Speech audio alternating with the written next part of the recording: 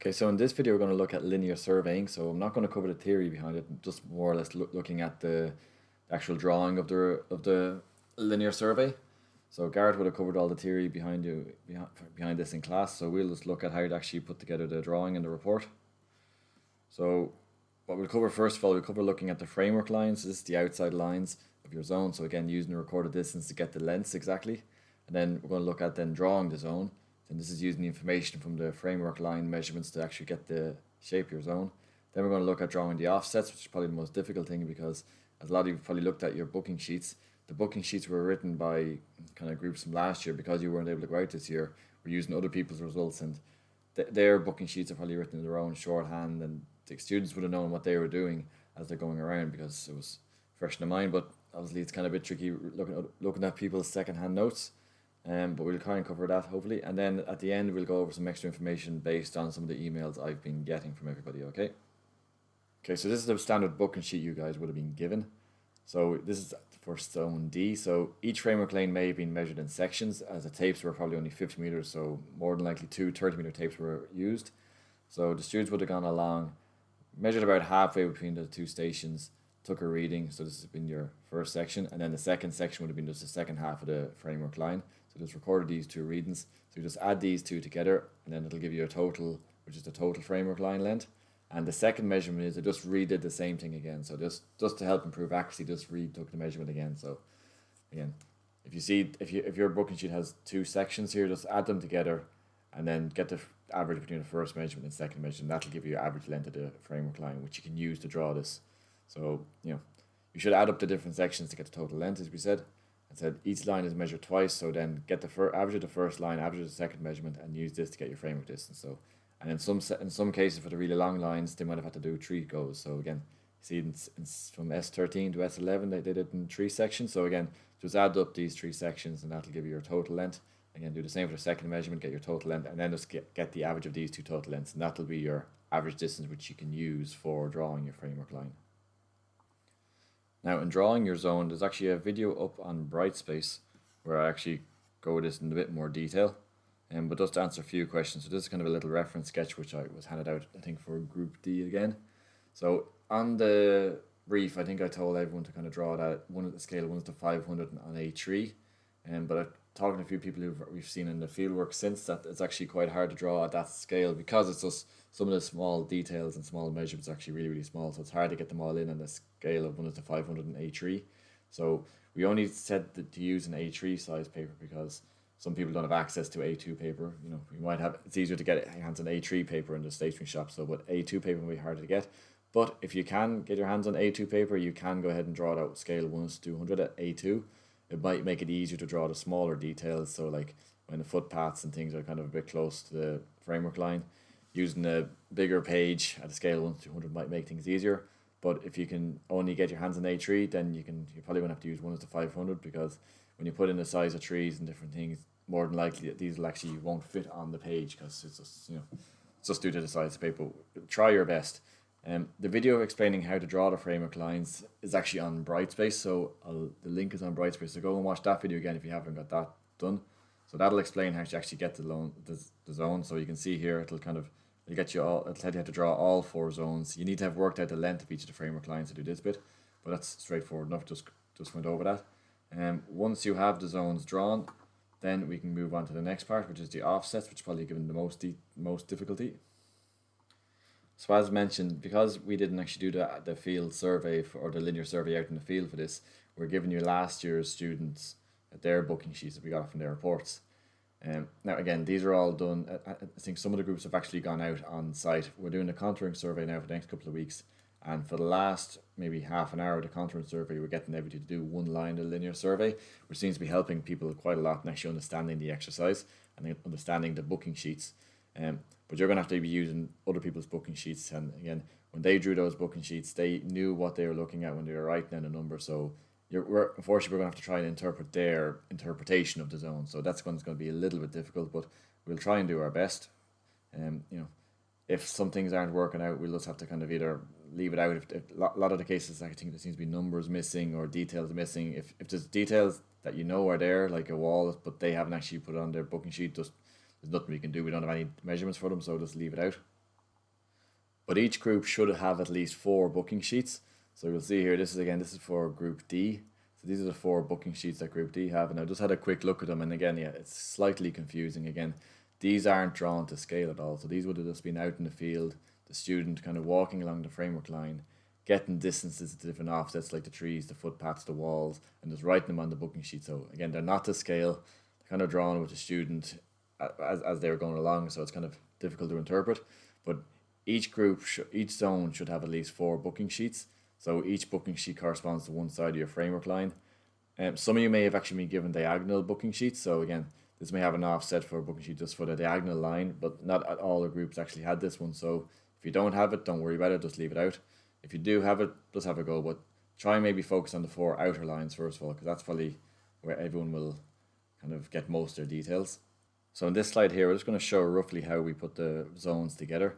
So we see here we have zone D written down here. So it's obviously this isn't an accurate representation of what zone D actually looks like, but you know, it's just to kind of show us how the stations are laid out.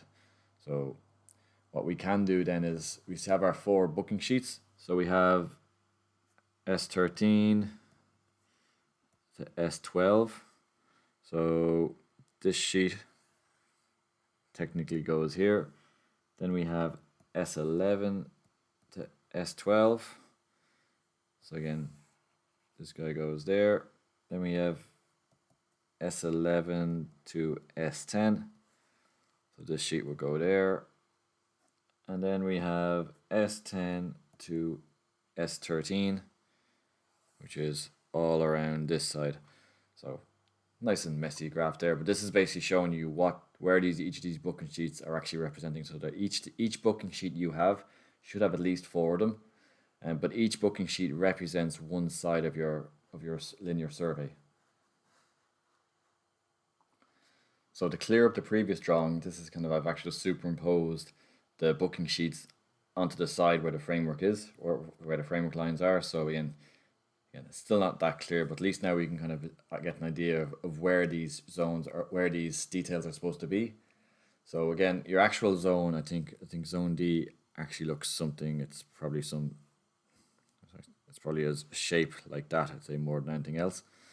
But you know, once you do the exercise and actually draw on the zone, then you can actually identify which booking sheet fits onto which line of the zone. So then it'll just make things clear. Now the hardest thing next is going to be actually just reading the booking sheets and try to put in the details, but we'll have a go at that now. So in this slide, we're going to show how to actually put the offsets onto your zone. So again, if you've actually followed the video from previously, you should have this zone outline done. So from what I remember, this is zone D. So this is S11, S12, S13, and S10. If you're zone D and a zone looks a little bit different, don't worry about this. I'm just using kind of the dimensions these guys given. Doesn't mean they're actually 100% correct. So first we're going to look at the offset page. So again, we have S11 down here going to S12. So obviously then this booking sheet actually corresponds to this line here. So now we know where all this information is going to go onto this line, either side of this line. So we have I'm going to draw a rough line here. So if I draw a red line right down the middle here, this red line corresponds to the center between these two ones. So these are actually both the exact same. So all the information on this side of the booking sheet is going to go here, and all the information on this side is going to go on this side here. So we're going to use all this information again. If you're drawn to scale, we're going to use a scale ruler. And exactly all you have to do is actually measure the information on the booking sheet and then use your scale ruler to draw it actually onto the drawing of your zone. So I'll just clear all that away so we can get started. Again, what you're going to find is that a lot of the information is actually going to be quite small because we're drawing at 1:500. It might be very hard to fit the information onto your sheet. If you're finding it hard to struggle, if you can't get the measurements exactly right, just do your best again. The main thing is that we're going to have the outer zone and then a couple of as many features as we can get. Again, if the features are too small, just do your best guess. If it's going to be on top of the line or very close to the line, just put it in there. If you know your zone, you should know roughly where all the things are. So again, we'll give you a quick example here. I'll just bring up a different color pen. So we'll go for blue this time. So we'll start with, like, I'll kind of go with, there's a, if you know S11 is a little nail in the ground in front of two little benches.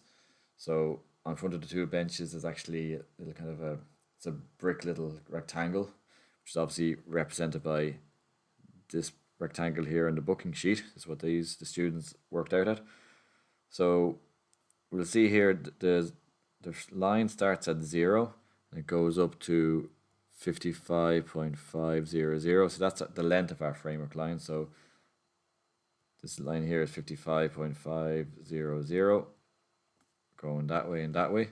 So this is on your booking sheet. Your first kind of offset is going to be at the 0. That's where your station is going to be at 0, and the other station is going to be at the end of the line. So 55.5. So we'll just look at the rectangle here. So the rectangle, it's more or less going to be at the 0, and it seems to be moving out 2.21. So if you get your scale ruler, and basically, again, it's going to be right here at the station. It says it's occurring at 0. So basically get your scale ruler and then measure out 2.21, and you're probably going to get something looking like this. So it's going to be 2.21. This is going to be where the 2.21 is. And then it goes up to 5.340. So again, if you measure your scale ruler, you'll probably go up along the line, and you get this point here. And then it's going to be 2.360. And again, at a scale of 1 to 500, it's going to be very small. So this is where you're going to be at 2.360. It's going to be the distance out like this. So now we have our distances here and our distances here. We can just join the dots. And that's roughly where the two benches are going to be. Again, on a scale of 1 to 500, it's going to be very, very small. But just do your best. If it's kind of overlapping, that's okay, because it's such a small scale. I'm not going to hold it against you too much. I'm just looking at some of the information here on the booking sheet. So again, I'm actually looking at this stuff in stuff in particular. This stuff isn't really explained. This information isn't really explained what it is. So I've actually no idea what it is, and you'll probably come across a lot of things like this. So if you can't figure anything out, if it's not detailed, there's no description, just leave it on. We don't know what to do with it, so we'll just leave it as it is. And what we can do next then is look at the path. So again, the path is at the 0 distance, kind of going up from S1, so it's coming from here. So the path is exactly 3.170 out from the framework line. So again, get your scale ruler, measure out 3.17 using your scale 1 to 500, and that'll give you the outside edge of the path. I suppose we'll just work on the footpath here. So it's 3.170. The next point in the path, again, it's 3.170. This distance here, but you can see it is actually a distance of 29. I've gone over it. It's a distance of 29.580. So again, get your scale ruler, kind of go up a distance of 29.580. So roughly about there. And the footpath is still 3.170. So obviously the footpath is kind of parallel, or runs parallel to the framework line. So then we know actually then if it's exactly 3.170 down the bottom here and 3.170 along the top here, then we know this footpath that's where the footpath is. That's the outer boundary of the footpath. So you see all these little small dimensions here. So all these little small dimensions here. So I'll just make this a bit clearer. Again, it's going to be hard to see all this stuff, but do your best. Again, it is going to be a bit tricky, but try and get the main information. So the main information you'll be looking for, especially around this, is the footpath. So all the zones have a footpath. You're going to need a couple of trees. So just try and get as much as you can make out. So I'll just kind of work through some of this stuff. Again, it's hard to see on the screen. So you see there's a few different points on the footpath. They have so we have these distances here. So we've got 30, 36, 38, 39. So these are actually the distance along the framework line going in this direction, where I guess these points here are actually drawn. So if you're going to look at that, getting your scale ruler, all you'd have to do is basically measure out, go up the distance, whatever it is. So we'll work with the 36 one here, for example. So we measure up from S11 up 36 meters. So it's going to be about here, and that's going to be going out, and then it's going to be, that looks like about a 1.87 to the inner edge of the path. So measure out your framework, measure out using a scale ruler, you get something like 1.87 here. So that's where the outer edge of the path is. That means the path is going to start curving in this way. Again, if you know what your zone looks like, you're going to actually remember what this is. So then using all this information, you're probably going to end up something with the path going out like this. Now, this information on this side is actually going to be used is going to be taken from the framework page from S12 to S13. So you'll have to do that separately, but we'll just work on this one for now. So I'll just go back because we don't exactly know where the footpath is. We'll just fill in the details about here. We'll just work on this bench here. So there's obviously a second bench going along. So again, get your scale ruler, measure up 23.950 from S11. So roughly about here using the scale 1 to 500. And the distance here is 2.040. So again, get your scale ruler and kind of go out a distance 2.40. And then we're going to go up to, I think this looks like the rectangle ends at about 29.380. So again, just go up that distance. And then just have the distance there. So it's, now is that 2.04 or 2.5? I'll just go what I did last time, so 2.04. Then you can join the dots up and get that's your area where the two benches are. So you can see how it's basically working. We're just doing our best to read off all this information. Again, there's lots of information we can't make out because it's kind of written by the students who did it and they know exactly what was going on. I'll just do an example of a tree up here.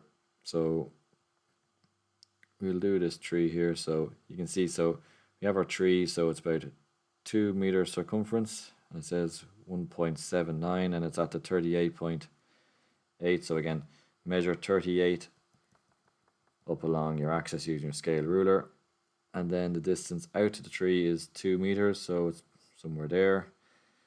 And then get your little compass, draw your circles, and again, I think from what I remember from the class, I think there's the canopy cover is 5 times the circumference, so you'll get your marker at the point where your tree actually is, and then get your compass and just whatever the canopy is, just multiply by 5 and you get your tree looking something like this.